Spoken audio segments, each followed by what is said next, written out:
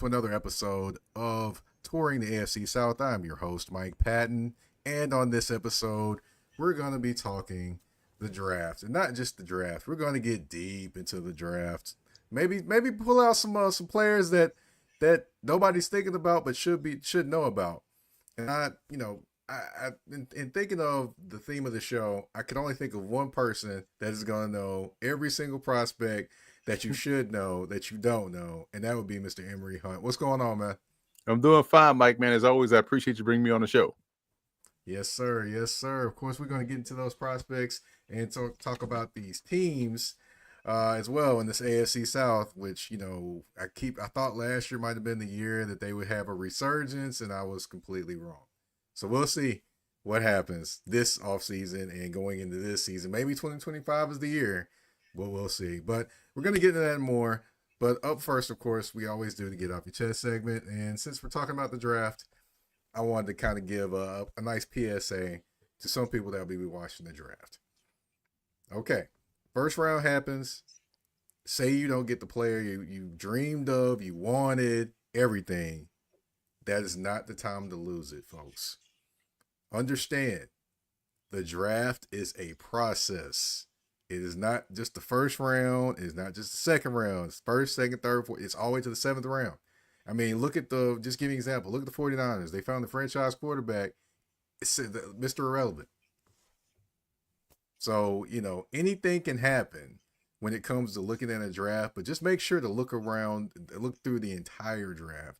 Don't just lose your mind because that first pick isn't exactly who you want. Stay in there. Stay the course, have some faith in your team. Well, some teams give you reason to have faith in others. We'll talk about those another day. But, just saying generally, have faith in your team. Emory, you got any thoughts on that one, man?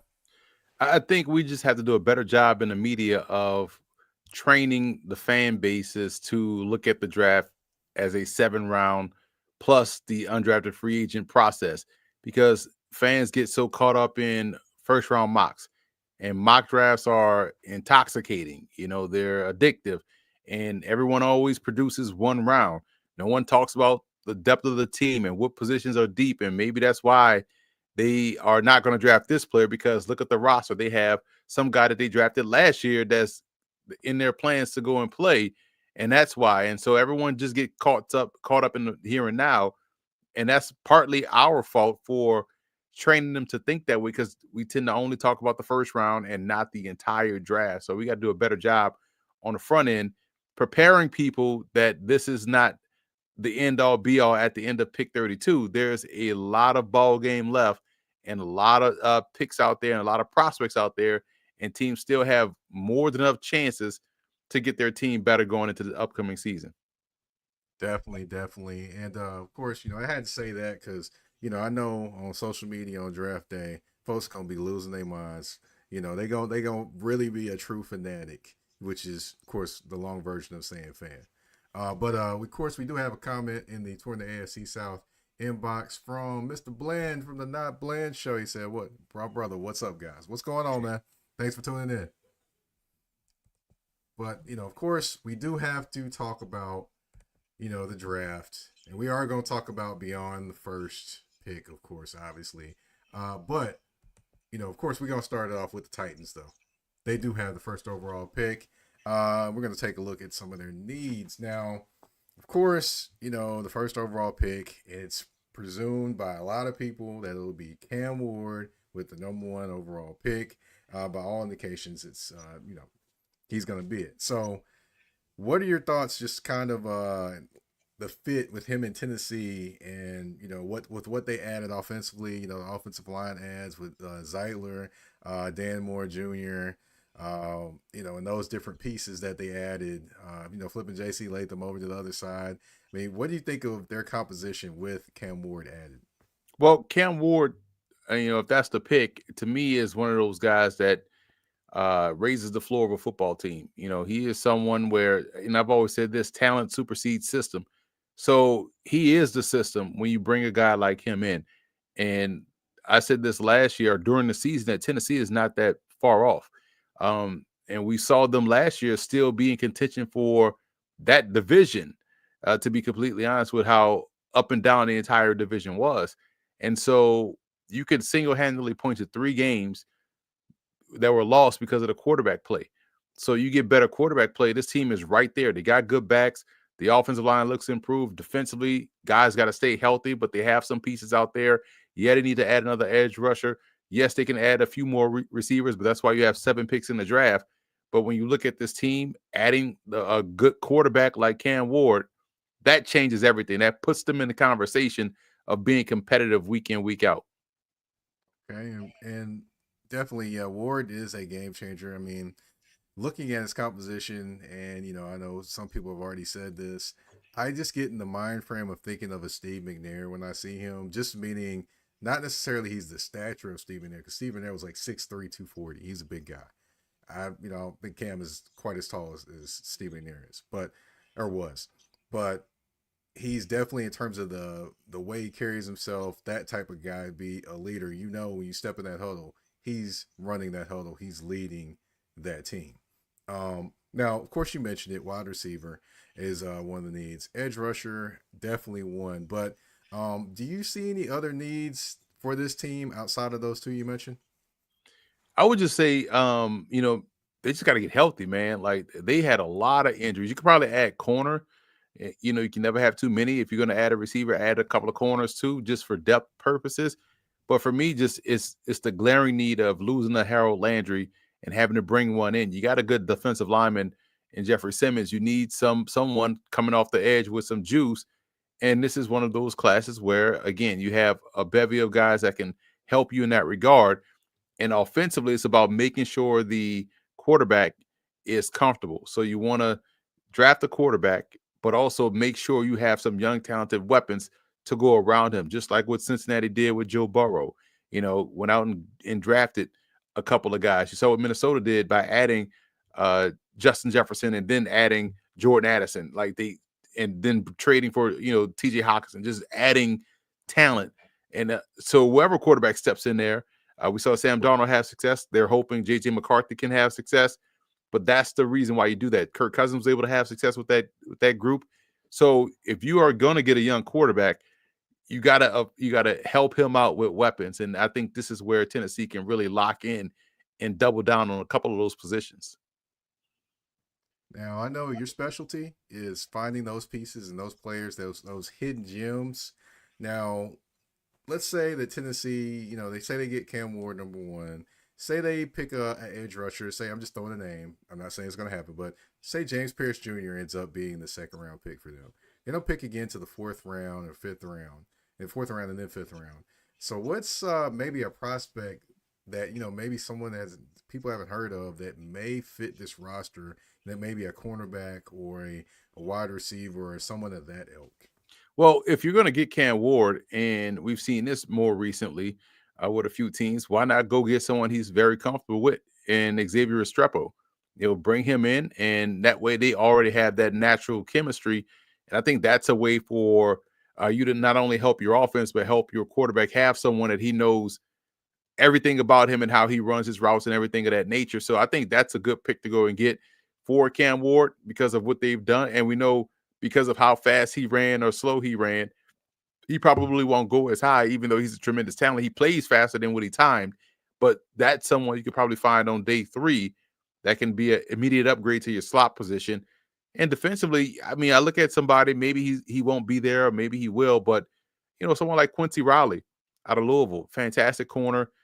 Maybe on day 2, that's where you probably go, and to get that extra corner, a guy that can play man, can flip inside or outside. So I really think that getting someone like a Xavier Restrepo would be almost ideal for Cam Ward in this situation, offensively speaking. Okay. All right. All right. So, we're going to kind of slide over to the Jacksonville Jaguars and Duval. Now, this team was expected to do some things and compete potentially for the AFC South. They failed miserably at it, fired their coach, and now they got a new coach and Liam Cohen. Hopefully, he does not just yell out there Duval like he did his first press conference anymore. But that's, yeah, he can't do that anymore. But hopefully, this team and the general manager, which he's familiar with, can kind of build this team up. And it starts with the draft. Of course, they've done some things in free agency with that offensive line. But, let's flip over to the defensive line. A lot of people have them taking Michigan interior defensive lineman Mason Graham. He's been mocked to them by multiple drafts. That would make 3 top 10 picks in the last 6 seasons up front for Jacksonville. When you kind of factor in Trayvon Walker and Josh Hines Allen, who got the bag last offseason, by the way. How do you like this fit along that defensive line with all that talent up there? Just being that they kind of seemingly had a hole. They've kind of been like the donut defense up front, in my opinion. They're strong on the outside, but nothing in the middle. So, do you like the Mason Graham pick for them? Yeah, it makes sense, and you kind of hope that the growth in year 2 from Mason Smith, whom they drafted last year out of LSU, continues to develop and become a stud as well. Because that will be 2 guys that are really good interior defensive tackles that they drafted in consecutive years. Devon Hamilton was a guy that they took in 2020, I believe, or he came in 2020 into the league, and so you got 3, really high interior defensive linemen, so they have to pay off.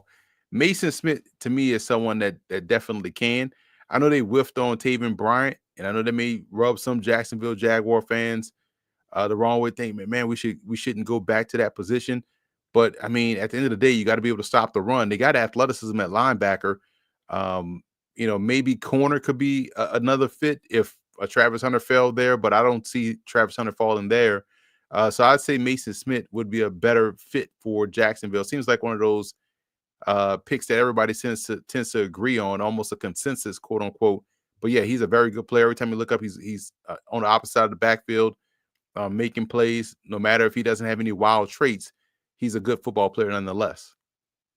Definitely. Yeah, Mason Graham fitting into that team would definitely be nice. And, you can imagine him and Trayvon Walker. And they're switching, I believe, back to a 4-3 this year, which I think definitely helps when it comes to Trayvon Walker, in my opinion. Because, I mean, he's a 6 foot, 3-4 guy, 200 some odd pounds, or almost, big guy, basically, out there playing 3-4 linebacker. Nah, to me, it just didn't ever compute it to me. So that's just me. But, of course, you did mention cornerback position. If Travis Hunter did slip, yeah, I mean, I would run like a 4-1 to get there and make that pick at that point. I mean, I couldn't see them doing anything else. Could you? Nah, not at all. It's a no-brainer. Mm-hmm. Now, as far as any other pieces, do you see any other pieces that they may need, and any other guys that may fit any of the positions that they have? Like, say they don't get the cornerback or any other pieces they need. Maybe they look for another wide receiver. I know they added more wide receivers, but maybe a backup pass rusher, perhaps. Do you see any guys that potentially could fit any things that they need currently? I would probably lean more offensive line just to continue to Mm-hmm. stockpile talent up front, because that was another team that dealt with a lot of injuries. And you lose Cam Robinson. You hope Walker Little can step in and be what he has shown in flashes, but he has to stay healthy. So you hope that that's where they can go. And I would, if that's the case, if they don't go offensive line, defensive line, I would go offensive line and try to stockpile some talented depth there, especially if you're picking up high. You get a chance to get one of the best 3 offensive tackles. Maybe you want to say, hey, we're going to get a guard, Tyler Booker or somebody. And so you have your picks and choose of where you want to go. But I think point of attack play for Jacksonville is where they probably should focus. Okay. All right. Well, we're going to slide over to the Indianapolis Colts. But before we do, we did have a question for you in the Torn AFC South inbox. It said, Emory, who do you feel at the quarterback position is being overlooked? I would probably say Brady Cook out of Missouri. Brady Cook, to me, plays a lot like Andy Dalton and how he did at TCU when they went on a magical run and played in the Rose Bowl. Brady Cook is athletic. He's scrappy. He's tough. He has shown to be productive, has gotten better year over year. I thought he had the best combine out of the quarterbacks that were there. He tested well athletically, had the best throwing session, and he's checking a lot of boxes, man. He was banged up this year. That's why they didn't have the offensive explosion like people expected them to have. I know people looked at Luther Burden's production and said, well, why didn't he have, he produced like he did the year before? It's because Brady Cook was banged up a lot, but Brady Cook has those intangibles that you look for at the position. I'm a big fan of Brady Cook and what he brings to the table. Okay. All right. All right. That was a quarterback I definitely wasn't looking at. And, I've heard about the Kyle McCords and the Will Howards and all that, but, I wasn't thinking about Brady Cook. But, hey, that's the name to watch. Of course, a team to watch in the AFC South is, the Indianapolis Colts, and especially at the quarterback position. They have a competition there with Daniel Indiana Jones, which I don't know why they started calling this man Indiana Jones. And that's disrespectful to Harrison Ford, in my opinion. But they've got him, and they've also got Anthony Richardson as well. And to me, that's a big battle that's going to be looked at. But also, what's interesting with them is what they do with this pick that they have. Of course, there's some buzz that if he were to fall to them, that they would draft former Penn State tight end Tyler Warren if he's available. Of course, obviously. Assuming that this happens, what do you think of that move for them, and then the move for their quarterback position in getting Warren?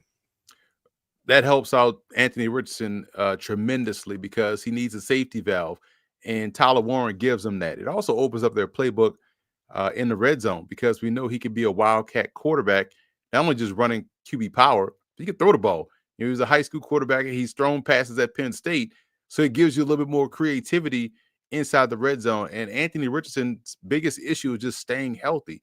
If he can stay out there for a full 17-game season, this team will go far because he has a winning record as long as he's starting. He's 8-7 as a starter. So imagine if he can stay healthy for the full season, because there's no competition with him and Daniel Jones. We saw 6 years of Daniel Jones. There's all Daniel Jones all Anthony Richardson has to do is show up, and he won that battle in terms of like show up to practice, and he won that battle. Like there's no competition. On his best day, he can't hold a candle to Anthony Richardson's best day or average day. So I don't know why they went out and signed this guy for that when they could have just stayed with whatever they had behind him and Jason Bean or something like that. Just continue to develop another young quarterback, because this one gives you nothing. But getting Tyler Warren is perfect. Whether if he's gone, because I know the Jets are, rumored to be one of those spots that people say Warren could drop. Colston Loveland would be a great fit. Any tight end, honestly, any one of the top 2 tight ends would be an ideal fit in Indy, because I thought they did a great job of addressing the receiving core. They've added some young weapons there. They did a good job in free agency, adding some pieces on defense. But man, tight end seems like one of those, because a lot of the tight ends they had were talented, but they always were banged up. So you never knew which tight end was going to be starting each and every week, because if this guy had a good game the previous week, he's out for the next week. And then this other guy comes in, oh, wow, he's pretty talented, he's athletic, then he's out. So getting someone that they could depend on is going to be huge for that football team.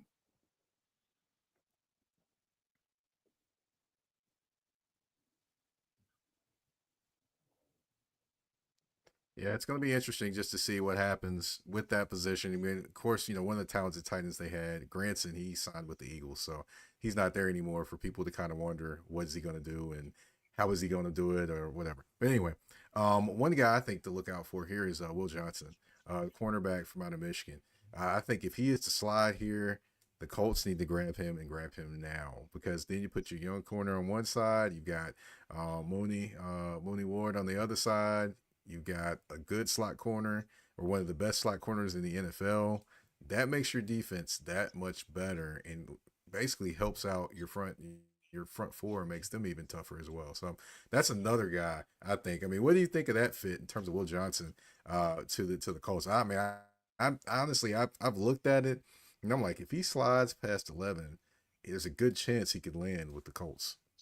That would be a great fit, because to be quite honest, as high and as talented he is, as high as I was on Juju Brents, you got to stay healthy. And he hasn't been able to stay healthy. When he was phenomenal coming out of Kansas State, but he hasn't been able to shake that injury bug. So now it becomes an availability issue, a concern. Can we depend on you to be out there?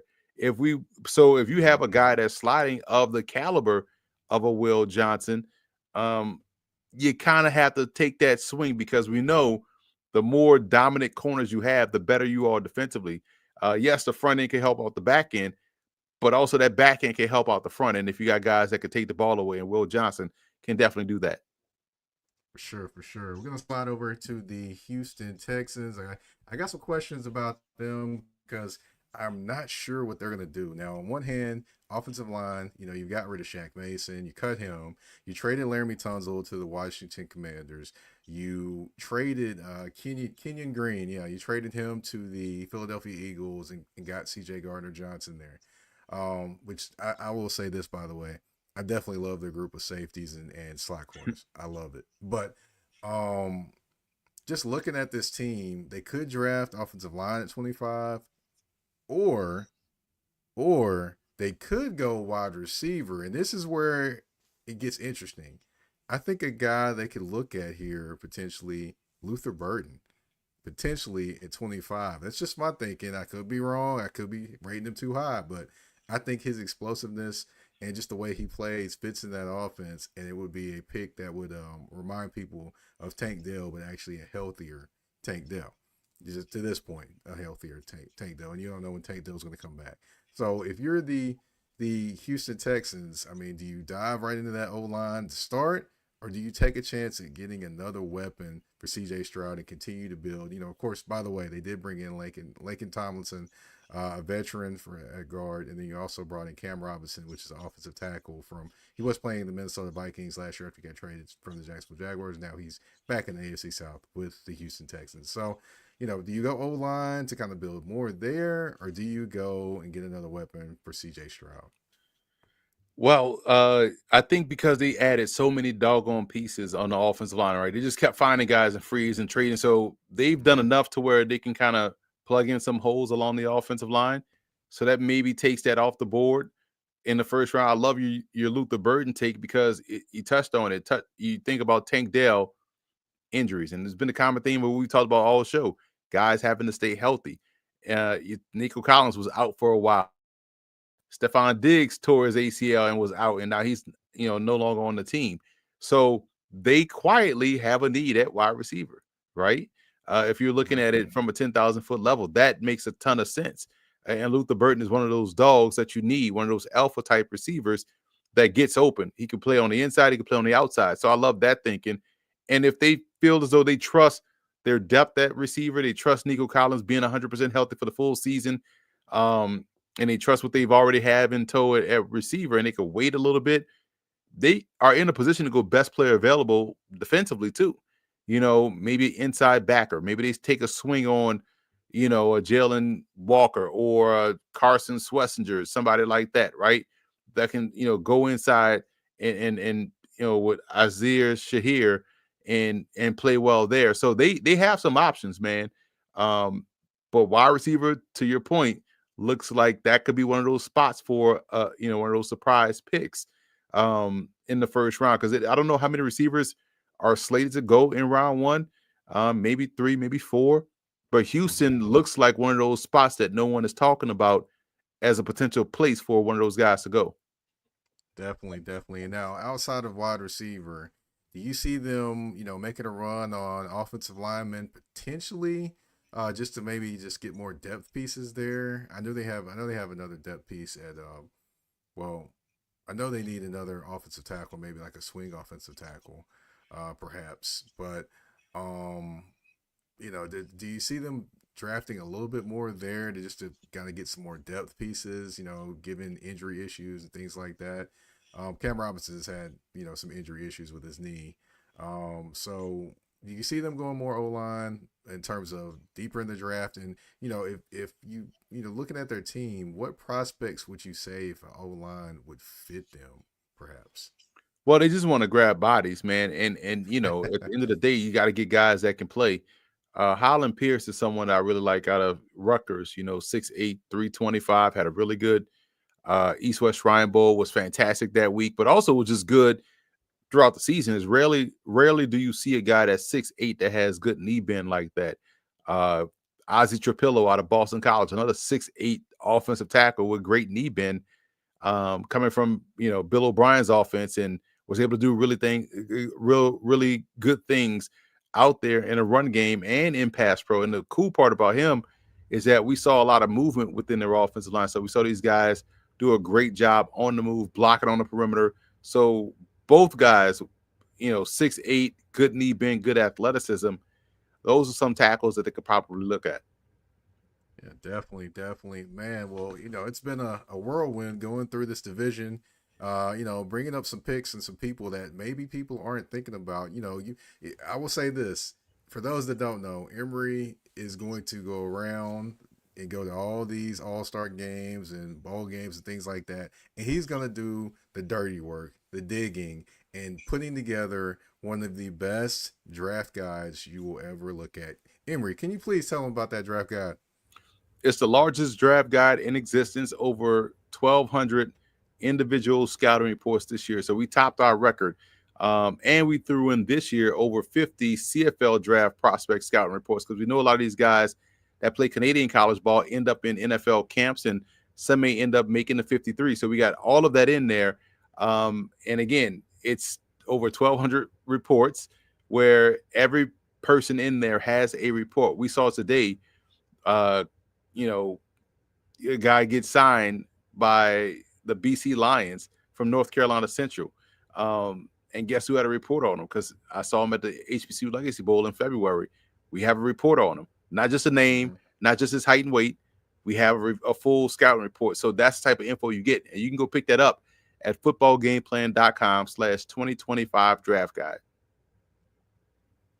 Definitely. And I'm going to put that information out in regards to the show and everything else as well, as I send it out everywhere also. So that way everyone can go get that. And if you can, tell them how much that would run them.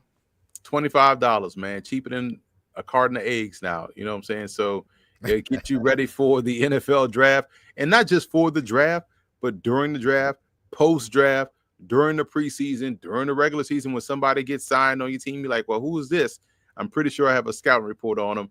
So that's how valuable the guide is. And if someone has purchased one of my guides, all of my guides since 2020, right now they would have over 5,400 individual scouting reports at their disposal, at their fingertips. That is amazing.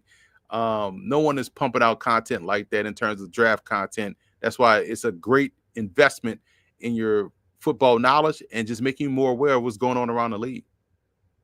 You hear that, folks? You hear that? That's Emory Hunt kicking knowledge to you. But Emory, I know I got a couple minutes. I do have a game. I always have that game. It's 5 questions, 2 answers, and 1 choice. We're going to run through them pretty quick. Are you ready? Yep. All right. First one. We got EPMD, You Got to Chill, or Eric B. and Rakim, Don't Sweat the Technique. Which song are you taking? Eric B. and Rakim, Don't Sweat the Technique. That's a classic song. All right. Let's see. The draft or the draft process? Which do you enjoy more? I love the draft process, to be honest, man. I love the breaking down and evaluating the talent, because that helps me out not only during the season, for the draft, I'm saying, but also for the next season. Because I'm watching all these college prospects, indirectly, you're studying all these different college schemes and players and who coming up next and how this team may look next season. So it helps with your college football prep for the next season, but also prepares you for not only the NFL draft, but the NFL season as well. Hey, if they added these guys, and if you know rosters, and if you have all the draft guys, you kind of can piece all that stuff together and see, okay, this team is going to be good. This team is going to be average. This team still has a few holes. So I like the process because it helps me be a better analyst once the season starts for both college and pro. All right. Jamarcus Russell or Tim Couch, which was the worst number 1 overall pick? I would say probably Couch, man, because Russell I felt like didn't truly get a chance. Russell actually showed some talent and had some ability. Couch was more of one of those guys, fantastic college player, but I thought he was a product of the system at the time. No one was running what they were running at Kentucky, the Hell Mummy offense, and therefore he didn't translate very well. He never really had the arm, and once teams were able to get pressure on him, we saw this, how they kind of didn't do well versus Florida when they got pressure and they were able to slow down that offense. I think Couch was the one that was a little bit overdrafted because of the system he came out in. Russell has some talent. He just couldn't get out of his own way. But they love to make Russell the guy when Couch was drafted and was billed as can't miss. But that's what happened. Yeah, definitely. I still never forget though.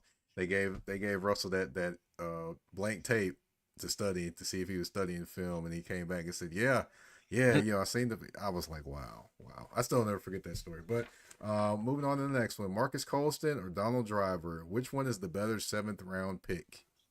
I say Colston, man, because he came out of Hofstra when they had football and became a legend in New Orleans, like legit all time great. And this is a franchise that they had Danny Abramowitz, they had Eric Martin was the golden standard for Saints wide receivers, and then then you had Joe Horn, and then Mm-hmm. Marcus Colston came and shattered records and was consistent each and every season. Didn't make a Pro Bowl, by the way, but was one of the Wow. best receivers in the league his entire career. Yeah, that's wild right there. Didn't make a Pro Bowl. Now the last one, we're gonna talk about food, and I love some food. Thanksgiving meal or Christmas meal? Which one is the better meal when it comes to the holidays? Thanksgiving, again, Christmas don't really have a meal, but Thanksgiving has like standards. And so Thanksgiving meal by far, thanks in the fact that it's only one day, because nothing's really stopping you from making that throughout the year, but you have to make it on this day, and that's what makes it the best. All right, that's 5 questions, 2 answers, and one choice. Emory, I thank you for coming on the show. If you can, tell everyone where they can find you on social media. Floor is yours. At Football Gameplan on Twitter, Football Gameplan on Instagram, footballgameplan.com/2025 draft guide to go scoop up the best piece of info on the draft that you can find. Thank you again, Emory. Of course, my name is Mike Patton. You can find me on the artist formerly known as Twitter. Yeah, I can't call it X. I can't get with the X. DMX and Malcolm X, the only X I recognize. So, you can find me on there at Mike Patton 82. That's MikePaton 82. You can find me on Instagram and Threads at that's THA, not THE _general_MP. Touring the AFC South, you can find on all listening platforms: Spotify, Apple Podcasts, iHeartRadio, Amazon Music, and you can also find it on YouTube as well at the Mike Patton Network. I thank you all for tuning in to this episode of Touring the AFC South. We're out. Peace.